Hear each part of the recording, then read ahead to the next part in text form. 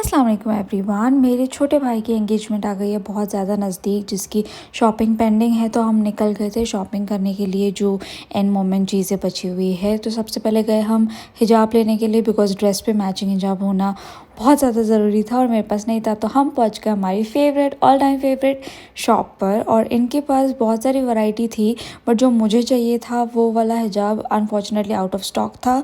तो फिर हम यहाँ से निकल कर पहुँचे दूसरी दुकान पर, और लकीली हमें यहाँ पर मेरे आउटफिट से मैचिंग होता हुआ हिजाब मिल गया था फॉर्चुनेटली। फिर हम यहाँ से निकल कर पहुँचे बैंगल्स की शॉप पर, क्योंकि जो दुल्हन होती है उनको बैंगल्स जो पहनाने होते हैं वो यहाँ से लेने थे हमने। तब हमें आकर ये डिस्टर्ब कर रही थी कैट, जो मुझे बहुत ही डिस्टर्बिंग लगी। और फिर हम यहाँ से निकलने के बाद पहुँचे फूलों की दुकान पर, क्योंकि जो हार का ऑर्डर देना था वो भी हमने देना था, वो भी पेंडिंग था।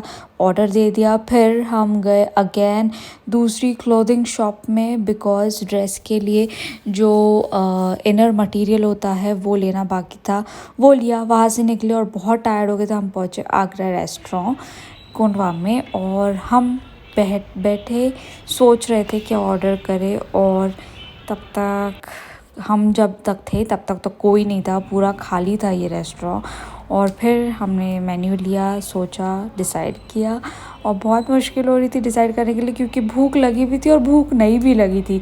तो we were confused, but finally हमने ऑर्डर किया था चिकन क्रिस्पी, जो कि बहुत टेस्टी और डिलीशियस था और फुलफिलिंग भी था।